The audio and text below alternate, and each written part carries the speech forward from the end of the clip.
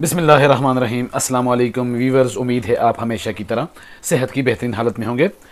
Dividend investments में आज हम डिस्कस करेंगे हबीब बैंक लिमिटेड को। सेक्टर है कमर्शियल बैंक्स का। वीवर्स, XD का साइन आपको नज़र आ रहा है तो इसका मतलब है ये एक्स डेड हो चुका है। आज इसके शेयर ने जो क्लोजिंग दी वो 119 रुपये 50 पैसे पे दी और आज इसके शेयर में जो ग्रोथ हुई वो 97 पैसे की हुई।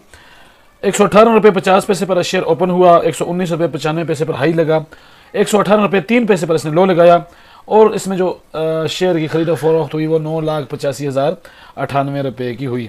वीवर्स, 52 की अगर हम लो देखें तो तकरीबन 89 रुपये 55 पैसे और 52 का हाई देखें तो 153 रुपये इसका हाई है। तो वीवर्स, ये तकरीबन एक साल के मिड में खड़ा है, लो और हाई के मिड में खड़ा है। आप ये बात ज़हन नशीन कर लें। इसका जो वीवर्स कमर्शियल बैंक से ताल्लुक़ है और आगा खान फाउंडेशन इसको ऑन करती है वीवर्स, और इसके जो फिस्कल ईयर एंड होता है वो दिसंबर में होता है और इसके फ्री फ्लोट शेयर्स की तादाद जो है वो 40% है।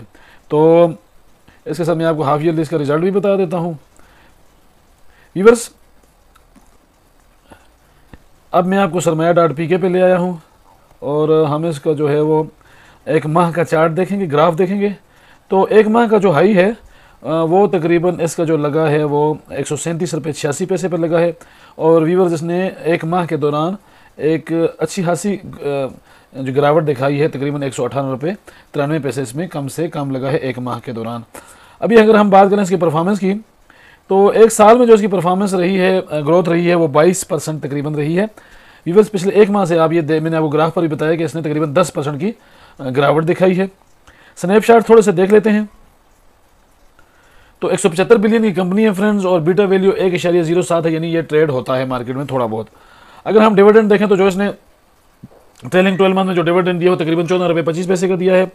अर्निंग पर शेयर जो है वो 39 रुपये रही है और डिविडेंड यील्ड 11.5% इस दौरान रही है। तो सेल्स की अगर हम बात करें तो सेल्स 2019 में 246 बिलियन थी, जो कि 2023 में 670 बिलियन और पिछले 12 माह के दौरान 754 बिलियन बेहतरीन सेल्स रिकॉर्ड पर मौजूद हैं।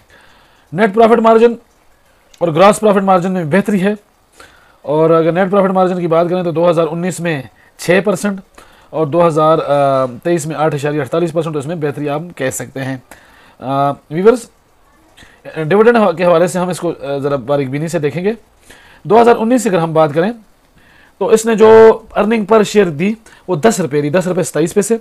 10 रुपये 27 पैसे का अर्न करके इसने जो डिविडेंड दिया वो 3 रुपये 75 पैसे दिया और ये जो पे आउट रेशो बनती है 36%।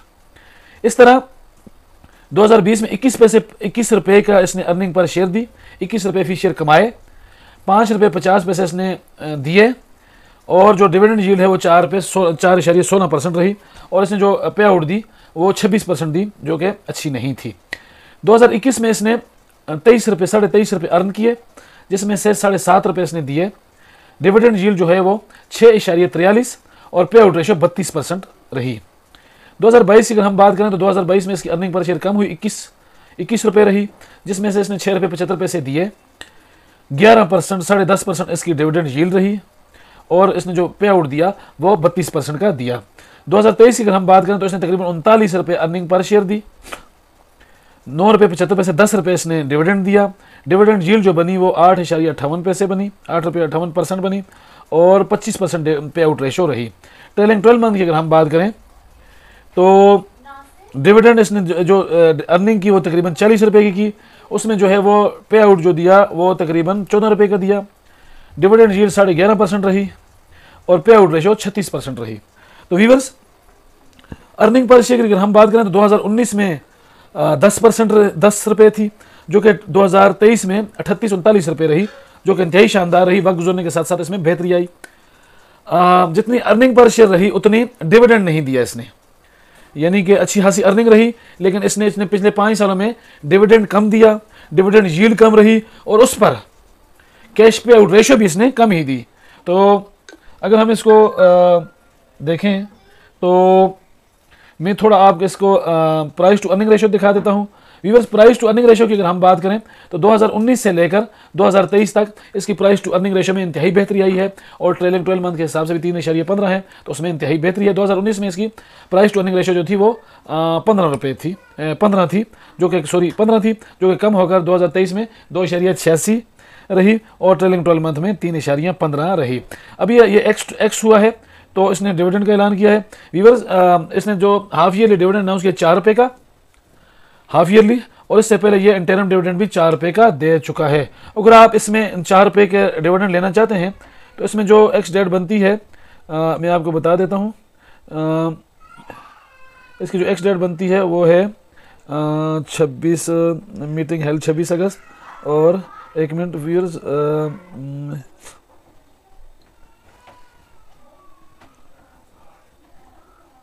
4 सितंबर 5 सितंबर, यानी कि ये आपके पास इसकी एक्स डेट जो है वो एक्स हो चुका है। तो इस जिस लोगों ने 5 या 2 तारीख 3 तारीख से पहले सितंबर में इसको लिया है, परचेज किया है, तो इसका डिविडेंड एंजॉय कर सकते हैं, और ये एक्स हो चुका है। तो व्यूअर्स, मैं आपको थोड़ा इसके पे आउट्स के बारे में भी थोड़ा बता देता हूँ कि ये व्यूअर्स, अगर हम 2022 की बात करें तो 2022 में इसने 4 मरतबा डिविडेंड दिया। ये जहन में ये बात रखें कि ये कंपनी साल में 4 मरतबा डिविडेंड देती है, 15% का 3 डिविडेंड और एक 22.5% का डिविडेंड, तो तकरीबन 65% का इसने 6 रुपये 50 पैसे दिए। 2023 की अगर हम बात करें, 2023 में इसने 4 मरतबा डिविडेंड दिया, तो और वो दिया जी तकरीबन 40%, 22.5%, 20% और 15%, तो ये कुल मिला के 60, 80 तकरीबन 10 रुपये का इसने डिविडेंड 2023 में दिया। 2024 में अब तक इसने 2 मरतबा डिविडेंड दिया है, जो कि 8 रुपये बनता है, 80% बनता है और 8 रुपये बनता है, यानी कि 2 क्वार्टर में।